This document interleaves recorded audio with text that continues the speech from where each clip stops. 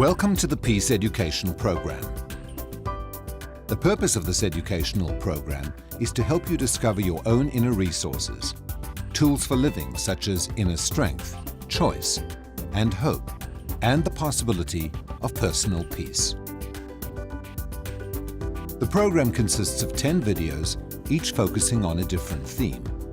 The content is based on excerpts from Prem Rawat's international talks. There is about an hour of material for each workshop. You will find a more complete introduction and a list of supplementary material in your workbook. Today's theme is peace. Prem Rawat says, the peace we are looking for is within the heart, waiting to be felt. It is not the world that needs peace, it is people. When people in the world are at peace within, the world will be at peace.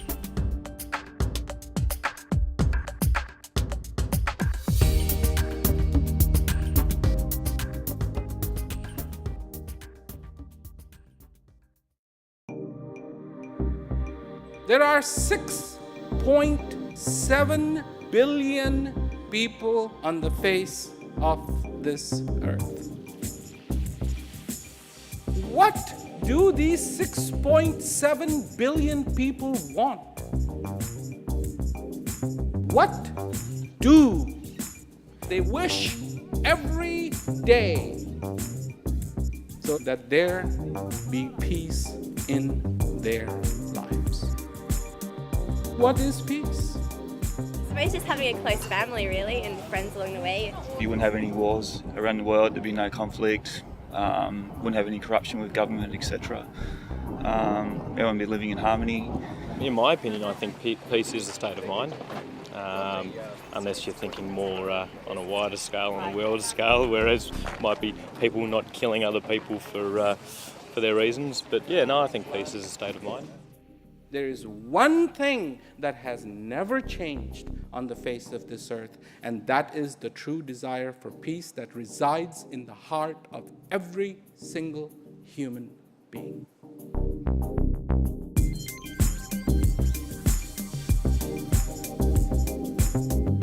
For as long as human beings have been on this earth, they have been searching for peace.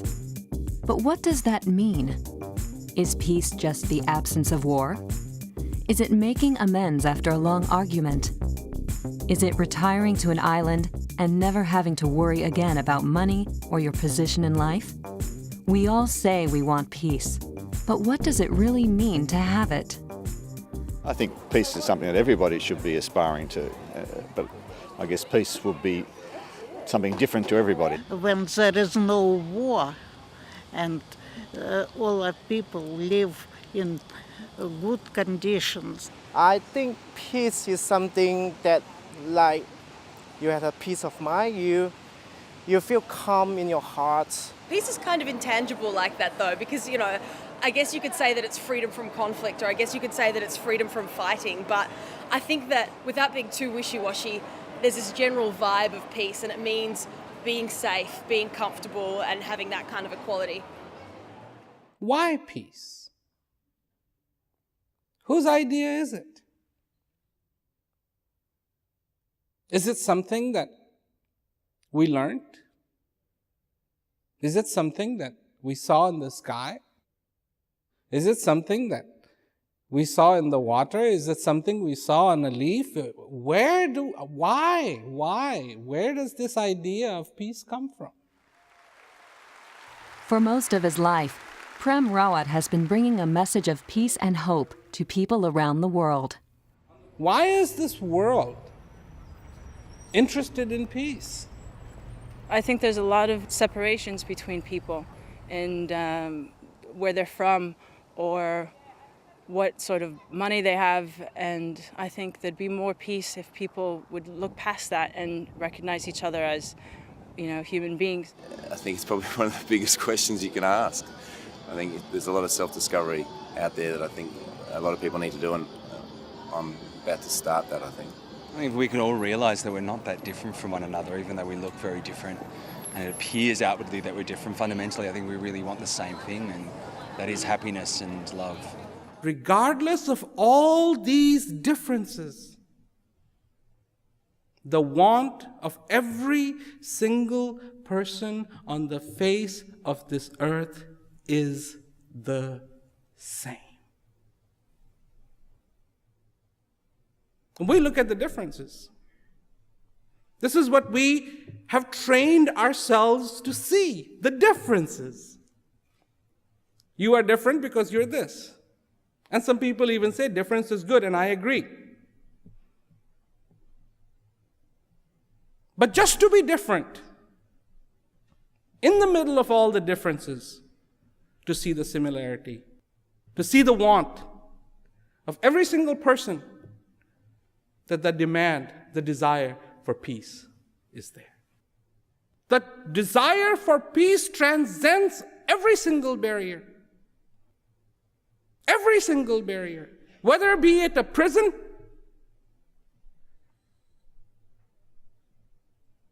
whether it be a prison, even those who have been incarcerated desire peace. Those sitting on giant hills and mansions also desire peace. Those who have little to eat also desire peace. I don't want to be in turmoil. The worst war is the war that happens within a human being. The worst war. Because there is no ceasefire to it. You can't just put a stop on it. You can't just put a break on it. You can't just negotiate with one party. And the trouble with the war that rages inside is even if you win it, you lose. Because it's with yourself. I think I go through stages of feeling a lot of peace, and other stages the war rages within, you know. Yeah, world peace, I don't think I'll see it in my lifetime, but I hope I do. But there's so many problems and so many silly problems that can be overcome, but people are stubborn, I guess. If we look at it as a massive project that only a few people will have to work on, it seems kind of impossible. But if you look at it as something that everyone's partly responsible for, there's no reason why it shouldn't work. I would say that on the individual level, certainly peace is possible. Absolutely. People like to say inner peace, but I mean... On a mass scale, I'd say realistically, no. I don't think peace is possible. You can reduce things, you can stop these silly, not silly wars, but wars that aren't really going anywhere, but you're not going to get total peace. Absence of war is not peace. Because it is people. It is us. We're the ones who start the wars. When the differences become so great and the intolerance reaches epic proportions, wars will happen. When I fail to see another being as I see myself, then wars will happen. When the causes and the reasons become greater than the sanctity of peace, wars will happen. When I fail to realize what is the value of being alive, wars will happen. And believe me, ever that the war begins outside, it would have begun on the inside first. And the war on the inside is far more dangerous. Because it is a fire that may never be quenched. And it can rage on and on and on and on. In the battle outside, at least you will hear a noise, but the battle inside, you may not hear a peep. The battle outside may have strategies. The battle inside may be just going on and on and on, and nobody's even negotiating. Hey, stop. This is your time on the face of this earth. This is your opportunity to be alive. For me, when peace begins within me and it has taken hold of me, when I have allowed it to blossom, then peace for me is also possible on the outside.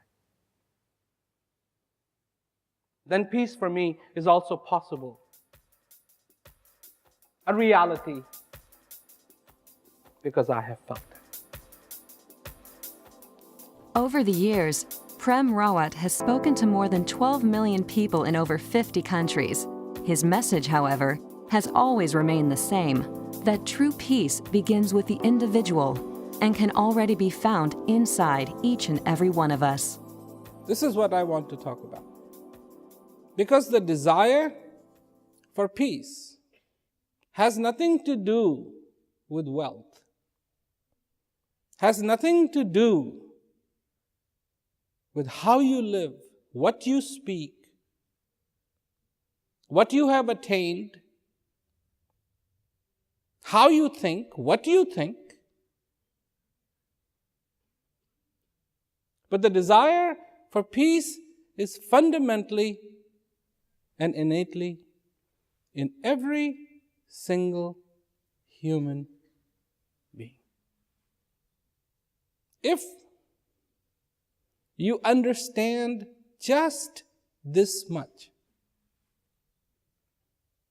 just this much, that's enough. If you understand that the desire for peace comes from inside of you, then you understand why the seed needs to germinate. Then, if you understand the inner want to have peace, and accept the inner want to have peace,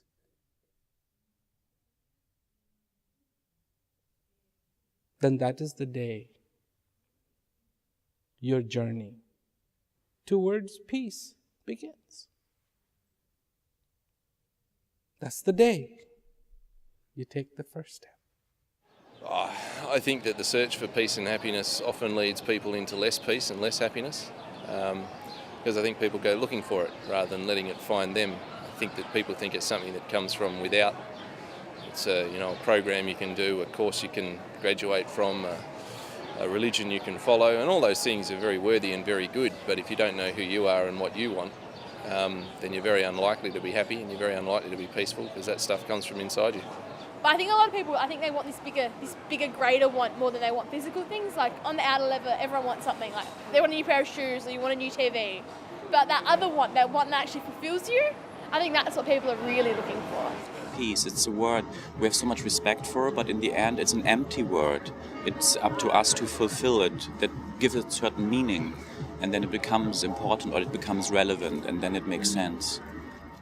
In 2001, he started the Prem Rawat Foundation to address fundamental human needs so that people can live their lives with dignity, peace, and prosperity. His humanitarian efforts and work towards peace have been acknowledged by government, educational, and community leaders worldwide. Food is important, but so is peace. Water is important, but so is peace. Clean air is important, but so is peace. And all the things that we need to strive for, those basic necessities are important, but so is peace.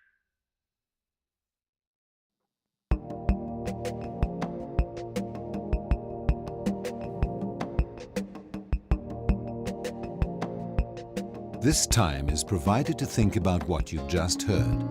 Write about it in your workbook or share your reflections.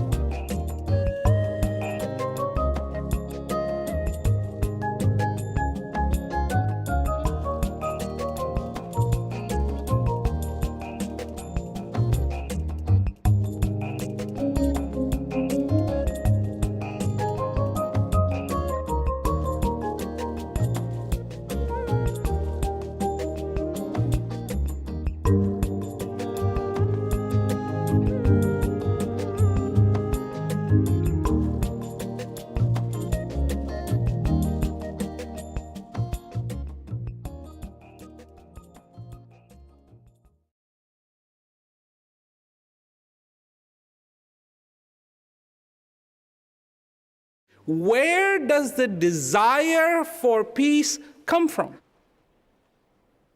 Was it somebody sat down one day at their dining room table and said, good idea to have peace in this world?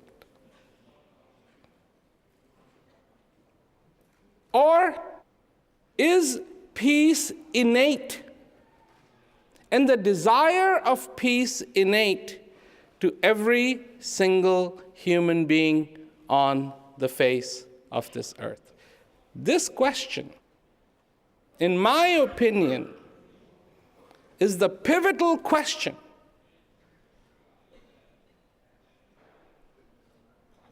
Because if the desire for peace is innate, is fundamental to every human being,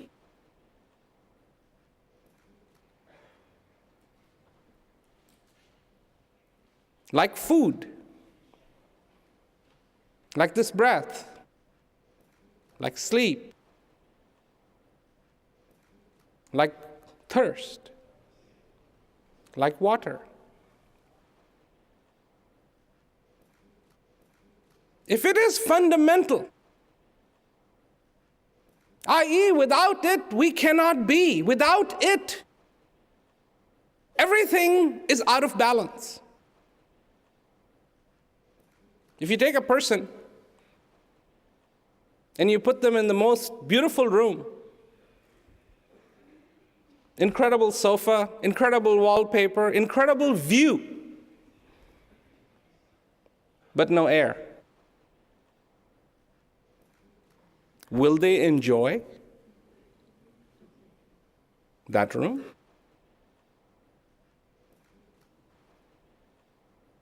Or will they bang against the wall, against the door to let them out?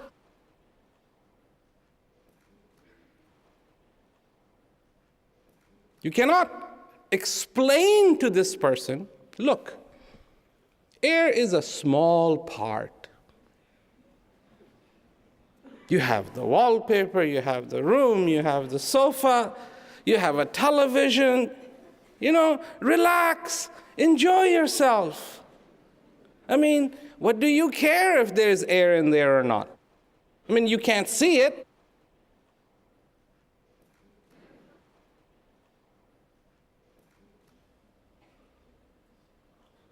You see, when something fundamental is needed, explanations alone are not sufficient. You cannot explain away to a hungry person. It's okay. You cannot explain to a tired person, it's all right, don't go to sleep. It's okay. No. Some of the great statesmen in a meeting have gone to sleep. Maybe they were bored, and that's entirely possible. But when you are trying to address something that is very basic to a human being, there are no compromises. Who are we? What are we? Are we the sum of all of this technology that exists in this world? All the tall buildings, all the roads, all the airplanes, all the cell phones, all the cameras, all the satellites up in space, is that who we are?